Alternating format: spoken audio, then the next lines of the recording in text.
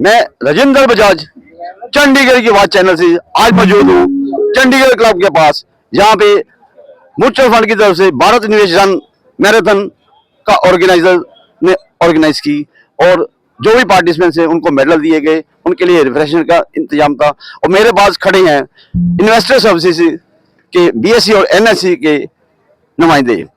आपका शुभ नाम? चंदन कपूर। हाँ जी, चंदन जी, आप बताएंगे आज ने ये जो यहाँ पे स्टॉल लगाया है सर्विस सेंटर जिसे कहते हैं, आप इन्वेस्टर के लिए क्या हेल्प करते हैं?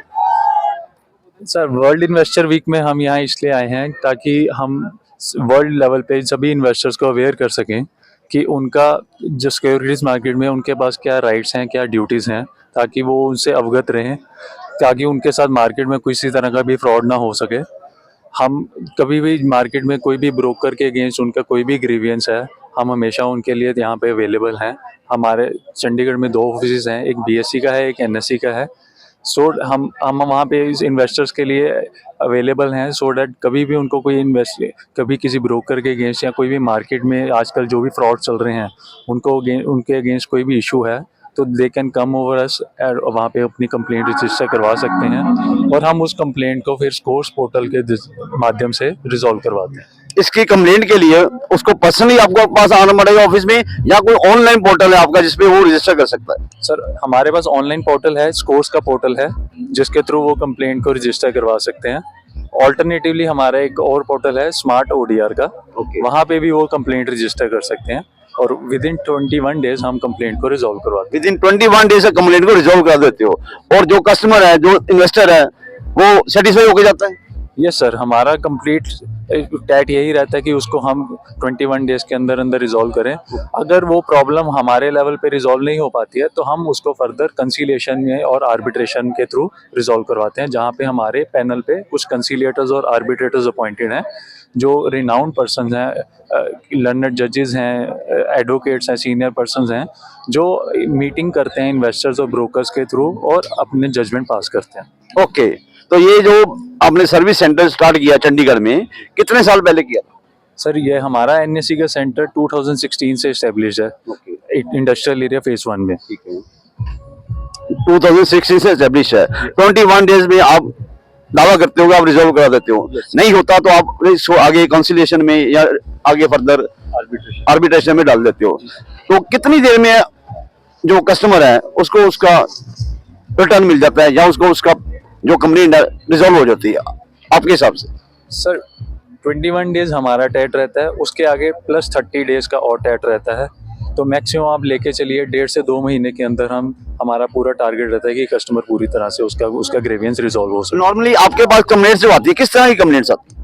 सर, कंप्लेंट्स डिफरेंट इश्यूज़ की होती है। कोई ब्रोकरेज रिलेटेड होता है इशू, किसी का मार्जिन रिलेटेड इशू आता है, किसी का कुछ ऑनलाइन फ्रॉड हो गया उसके रिगार्डिंग इशू आता है।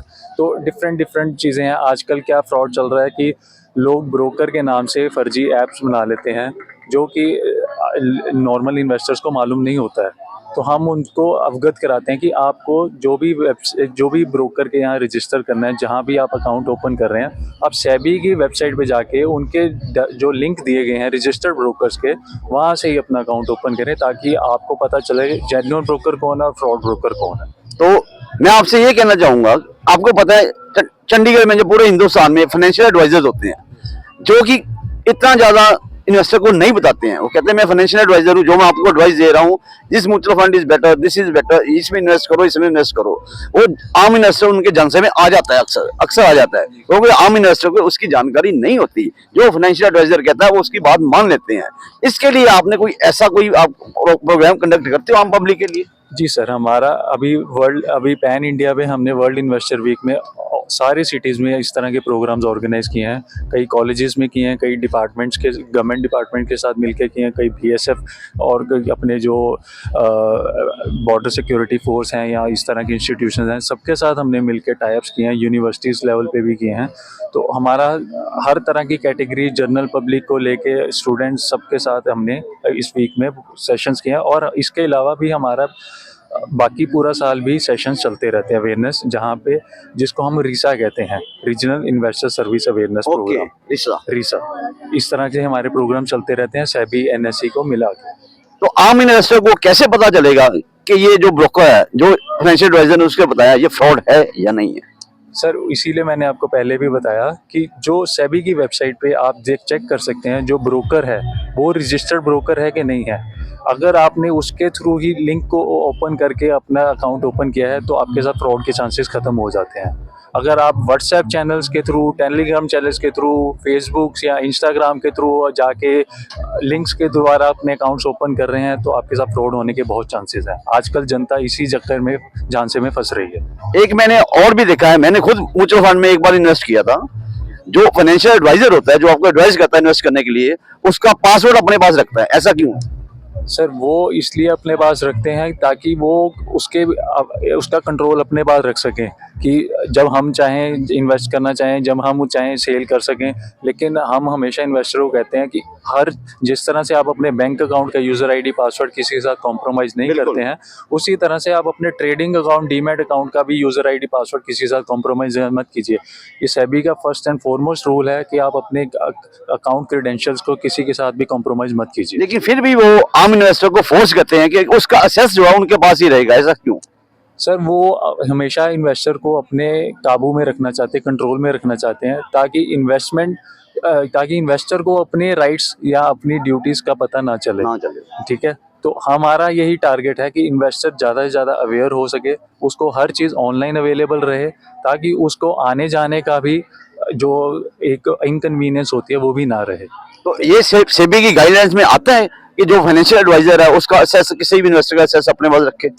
सर ये बिल्कुल हमारे सेबी के, जब भी आप इवन अकाउंट ओपन भी करते हैं उसमें केवाईसी में ये चीज़ें लिखी रहती हैं कि आप अपने अकाउंट की डिटेल्स, क्रेडेंशियल्स किसी के साथ भी शेयर मत कीजिए। इवन हम तो ये भी एडवाइस करते हैं आप अपने फैमिली मेम्बर्स के साथ भी शेयर मत कीजिए, बिकॉज अगर पासवर्ड कहीं भी कॉम्प्रोमाइज़ हो गया उसके बाद कोई भी जिम्मेदारी नहीं लेगा, कोई भी जिम्मेदारी नहीं लेगा आपके हिसाब से।